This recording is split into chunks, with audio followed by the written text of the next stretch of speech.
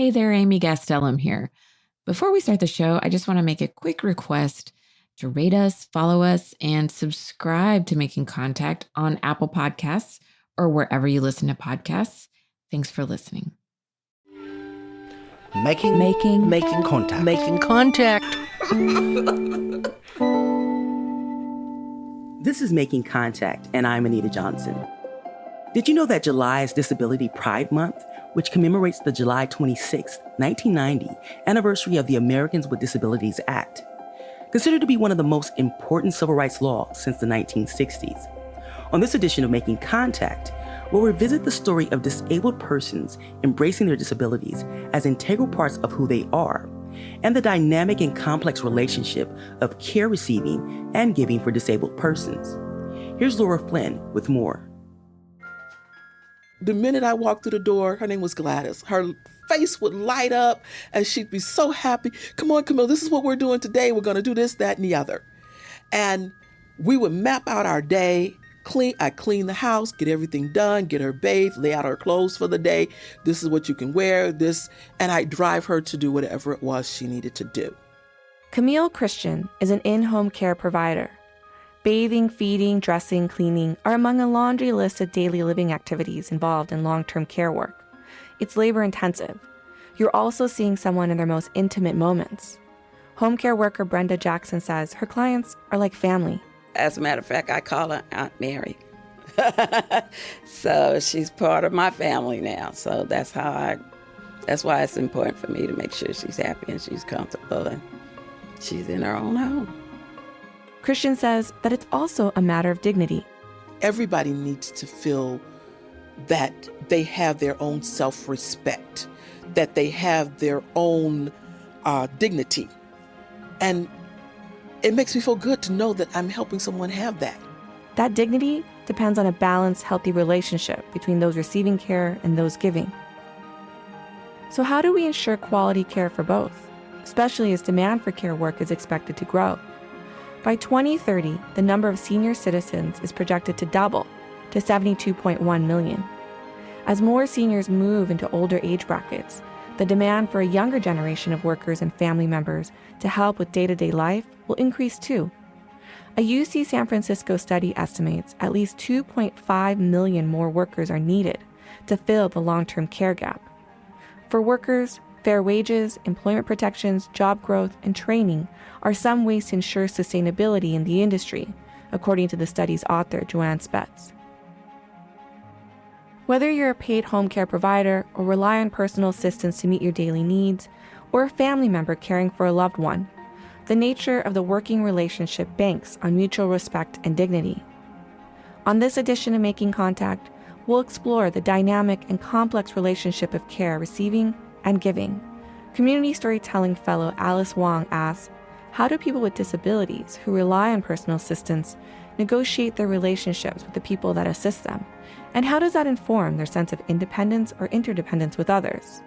In this next story from the San Francisco Bay Area, Wong searches for answers.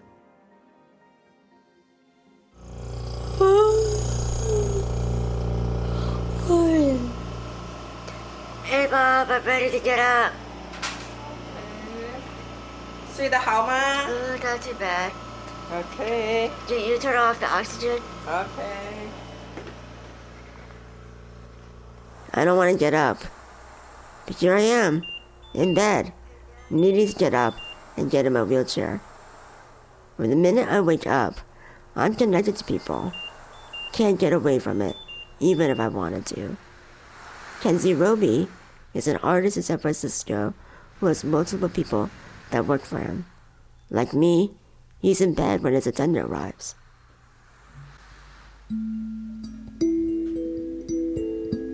I have no use of my legs, so I'm very dependent on care providers. So when someone comes in the morning, the first thing they need to do, wash their hands, get gloves, and then check and be sure I'm clean. And I can't urinate unless someone inserts a catheter inside my bladder, and I need to do that several times a day. When you need help with almost every aspect of your life, it changes the way you relate to others.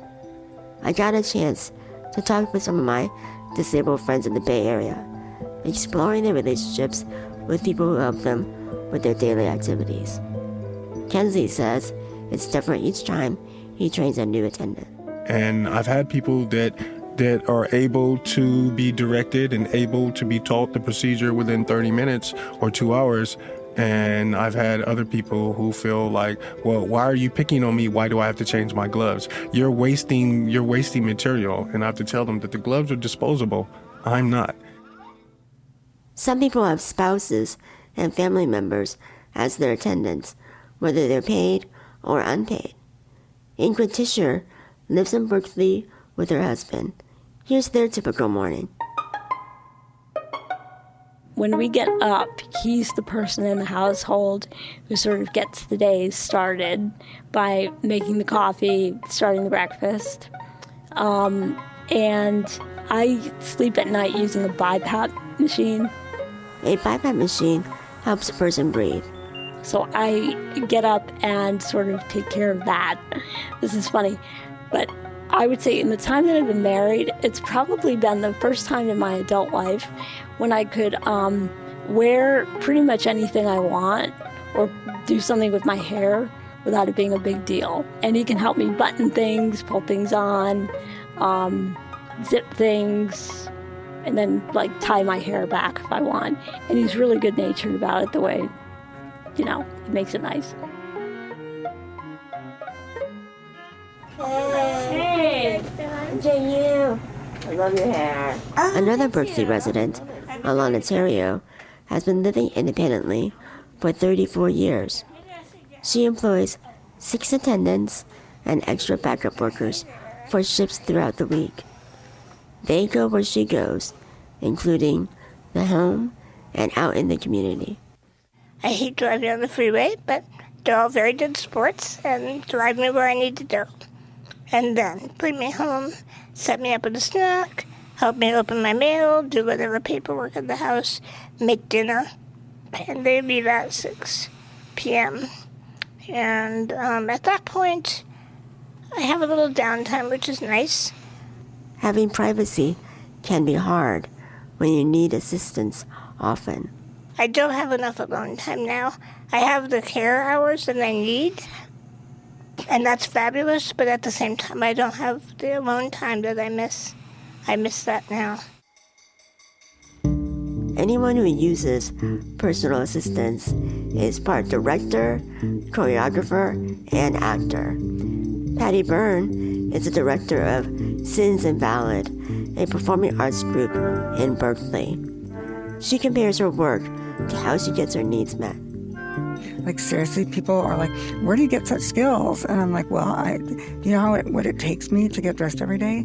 Like, that is a production. So, of course, I can manage, like, a show, because, like, I produce an event every day when I'm dressed and, fed and comfortable. Choreography, right? Yeah. Oh, my God. Being disabled and using personal assistants isn't a solo act. It's an ensemble production where relationships are the key to a successful show. Mom, can you make me some coffee now? Okay. One pivotal scene in my daily drama is how I gotta have my coffee every afternoon when working from home. Since I can't make it myself and I'm picky about my coffee, I communicate clearly and supervise my mom, who's one of my attendants. My addiction to coffee is at stake, and it must be satisfied. Yes, Mom. You're welcome. For Alana, it's all about teamwork. I try to foster relationships between the workers. It's nice because usually I have 2 to 3 days of training, and then maybe 1 or 2 attendants involved in that training. So right off the bat, they meet each other, and I'll encourage them to say, I don't know, maybe we should call so-and-so, find out how we deal with this problem. Or I encourage them to call each other when they need a sub, so it's not just all on email. There are a lot of ways disabled people express their thanks to their attendants. Showing gratitude can go a long way. Once a year, I host attendant appreciation dinner where we go out. I think And as I build relationships with them, they care about me, and I care about them. Care is involved in the work of personal assistance, but it's impossible to ignore the power dynamics. Rachel Stewart, who lives and works in Alameda, describes the give and take nature of the relationship. I think I'm still learning, and I think that, like you said, it's a very fine line, but it's kind of like also letting people know when like the line has been crossed. It's like, okay, like I really need you to be on time because I'm going to pee my pants unless you're here on time. Mm-hmm. You know, like just being really frank and upfront with people is really important, and being honest, but also like showing your appreciation. And yeah, it's a hard one to navigate. Yeah. Navigating these boundaries can be tricky, especially if your attendant is also your family member. Ingrid describes the understanding she has with her husband, Ken. I don't ever have to be concerned, for example, that one of us is going to use our argument to sort of get back at the other one in the course of assisting, usually me, with something. And I think it's important for the health of the relationship because at some point, Ken is going to need help from me more than he does now. And I think if we have a foundation of knowing what each other's limits are and what we will not transgress, that's what the health of the relationship is built on. Appreciation, trust, communication, and a shared sense of responsibility can keep relationships strong between attendants and disabled people. Keeping balance between your actions and your politics is another vital aspect. Patty recalls a time when she supported her attendant. You know, one of my attendants, unfortunately, she recently broke her wrist.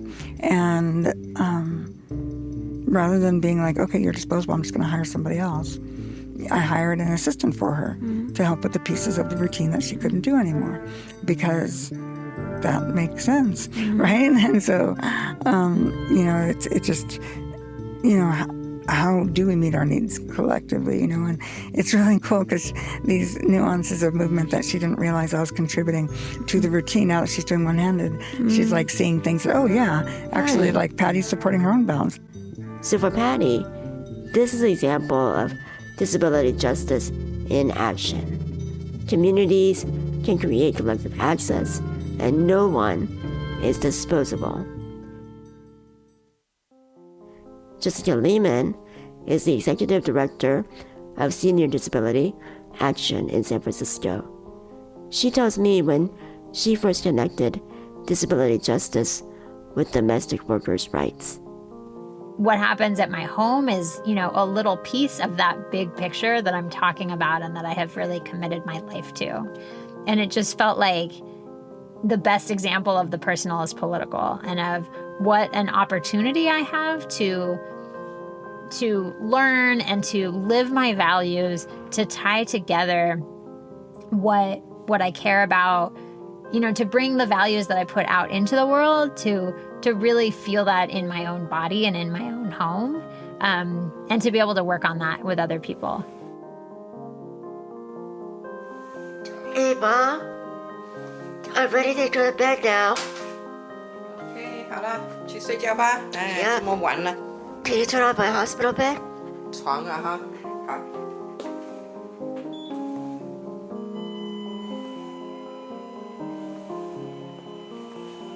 Then can you turn on the oxygen, please? Well, it's time for me to go to bed.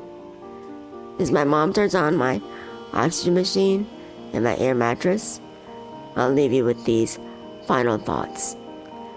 Disabled people and their attendants are both vulnerable and resilient. Our relationships and well-being are linked. How we treat each other is a reflection of the kind of world we want to live in. Our labor has value. We are stronger together. For the Making Contact Storytelling Fellowship, I'm Alice Wong.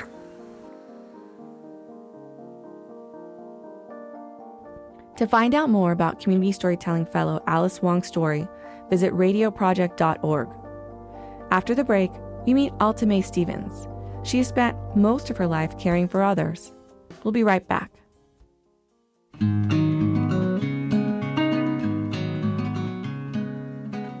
For more information about this or past shows, or to make a difference by supporting our work, go to radioproject.org. You can also like us on Facebook or follow us on Twitter. Our handle is making_contact.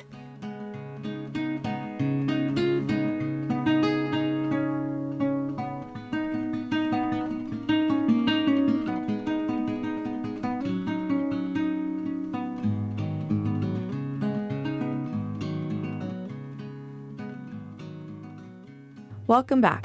Most often, family members are the ones that step up and provide care when a parent or loved one needs it. According to the Family Care Alliance, 78% of care beneficiaries receive assistance from a family member, friend, or neighbor. Alta Mae Stevens is 87 years old. From the moment she married, she's been caring for one person or another. Her daughter, Stephanie Geyer Stevens, talks to her about what a lifetime of caregiving has meant to her. My mother was born in 1928, and her older brother, Harold, was born in 1924. She's been taking care of Harold for 35 years. That's 12 years longer than she was married to my dad. For years, people would reason with my mom that she should put Uncle Harold in some kind of facility, where he'd get full-time care, and she could pursue a job or even get married again. But she could never imagine doing that to her brother. There was never any question about who was responsible for Uncle Harold. She was. According to my mom, she and my Uncle Harold's childhood was so unusual, and their bond was so close. She tells me Harold always unswervingly had her back, no matter what. But now, other health issues have cropped up. After he collapsed on top of my mom while they were walking home one day, it was she decided that he needed to move to a nursing home. She couldn't take care of him anymore. So now he's living at the JML Care Center. He turned 91 years old there in October. It was Sunday night, and he called out to me. My heart always sank when Harold called me at 3 o'clock in the morning. So he called out to me. And he was standing in the bathroom, and he'd made a mess all over the bathroom. And so I tried to clean him up as best I could. And then I wanted to put him in a clean pair of pajamas. So he had a walker. And I said, well, why don't you take the walker and walk her back into the bedroom, and I'll help you get into your clean pajamas. I got out a pair of bottoms for him, and I knelt down and I tried to lift up his foot to put into the pajamas, and it was like it was made of stone. I couldn't move it. He was absolutely rigid, and I was appalled. I couldn't believe it. And I'm a very strong person, and I figured I could lift that foot. I couldn't lift his foot. So while we were wrestling, we all went over. Harold, me, and the walker all went over. And did you ever find out what caused those? Okay, now we'll get to the next point. So he went to the hospital, and that's the time when they had him in the, they never even found a room for him in the ER. He sat in the hall. He lay in the hall. And when they discharged him with the diagnosis failure to thrive, which means they couldn't find anything wrong with him. Okay? So that wasn't wrong already. So we took him to Dr. Crago, and I said, what has made these attacks? Dr. Crago said, you can't deal with it. That was fine. I'm glad he said that. You can't deal with this, and he should go to the nursing home. At first I felt slighted. I thought, oh God, he doesn't trust me. I've been taking care of Harold for 35 years now. Come on, folks. I wasn't going to be. I mean, if it was time for Harold to go, it was time for Harold to go. Right. But it wasn't just my lack of good care.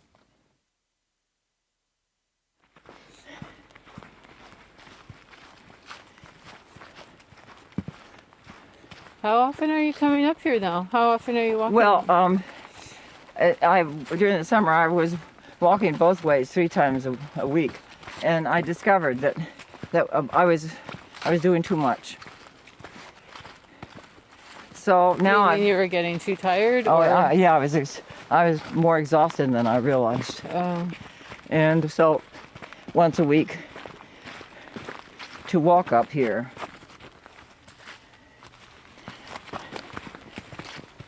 And that's enough for me. But you know what persuaded him to stay? What? The fact I finally dragged out the last argument that I really didn't want to have to give. Which was? I have atrial fibrillation and I can't take care of you anymore because I might die. Oh. As soon as I said that, he said, "Oh yeah, that's right." Which is the truth, and yet I don't know. Why? It sort of feels like a cop-out. A cop-out? That I'm using my health as a condition for not taking care of Harold. But does it really feel like a cop-out? Well, a lot of it does. And then I think, no, it's true. I got to the point where I was really scared because I didn't know what I was dealing with.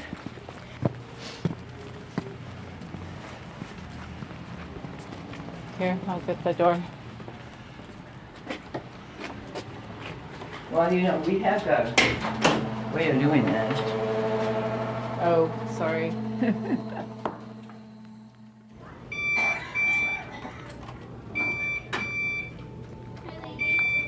What's that beeping noise? Do you know? Yeah.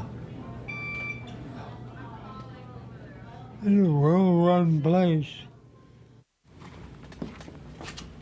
And this is another calendar that came that you can use. Oh, good. Harold and I go through the calendar. Oh, yeah. National Wildlife Federation. Harold does the calendar every day that I'm here. He writes what the weather's like and what the weather was like yesterday. So there's no room to talk about what the weather's like today, but you can talk about yesterday's weather, which was rainy. So that goes there. So every time I come, we do that. It's really important to maintain his calendar. Why? Well, just 'cause it gives him a sense of knowing, being up with the world, I think. Maybe I'm wrong, but. And also this calendar with all the pictures on it helps a lot. It's fun to go back to see things. Harold has been in love almost continuously ever since he was grown up, which I think is really nice. He's always in love with somebody. Yeah. How about now? Searching for somebody else. Then one time he came back from JML daycare, and he said there was a lady who really, truly wanted to marry me, and I told her I was sorry, but I was too old for her. Isn't that right? Is that true, Uncle Harold? Yes. Well, looks like Okay. Mom's already going out the door, so Okay. good night, Uncle Bye. Harold. Mwah. Okay. We'll see Thank you. Now we'll see you. We'll see you tomorrow. We'll see you tomorrow. Yeah. Okay. Good. Yeah, okay. Bye-bye. Bye. Bye-bye. Bye. Thanks for coming. Yeah, see you soon. Hi.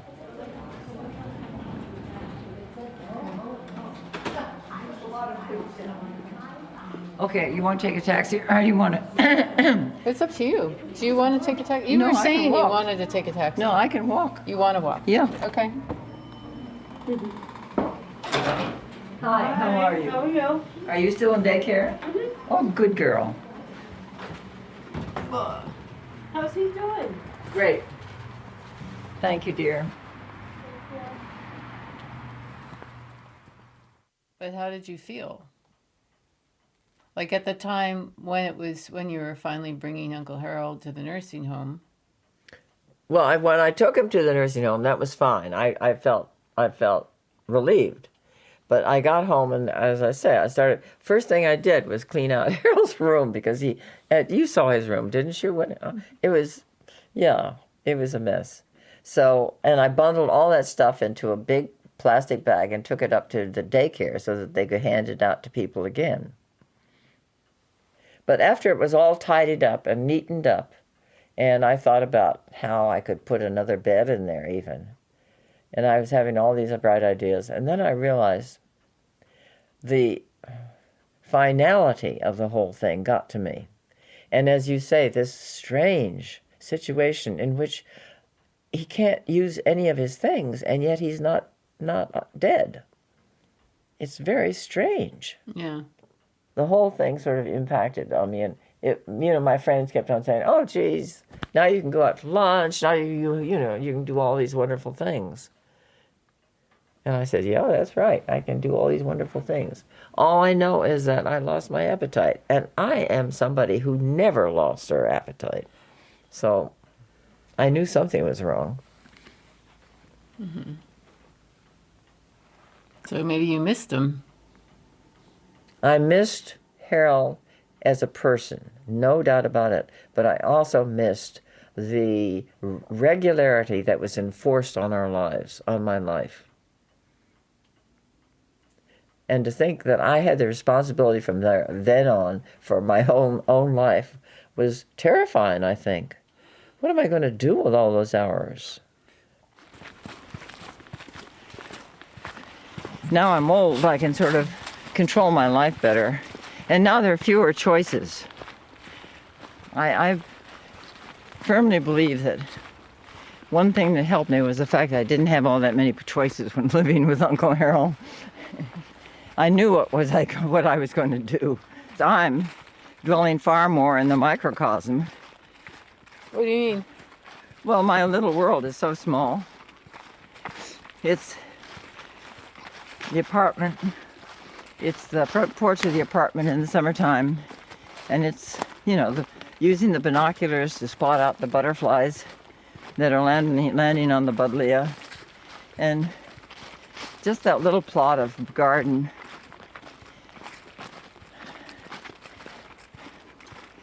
Thinking about the various things that are in it and what's happening to them.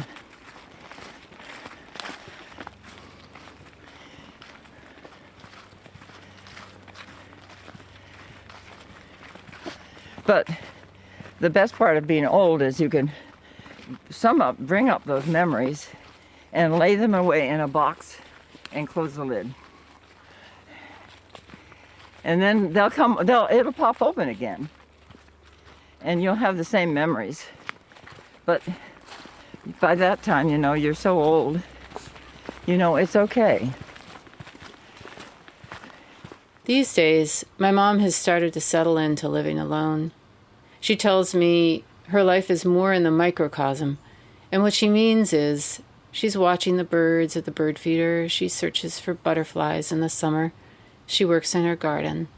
Her close friends have become closer. She needs them more now. They're there for each other.